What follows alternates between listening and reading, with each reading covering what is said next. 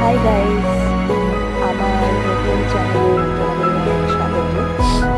আর গতকালকে 25 ডিসেম্বর ছিল, আর আমি আজ ভাইফোঁটা দিচ্ছি।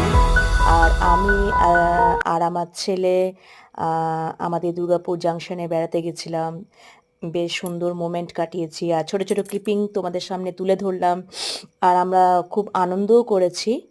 আর সেটাই, মানে সেই আনন্দটাকে শেয়ার করেছি তোমাদের সাথে।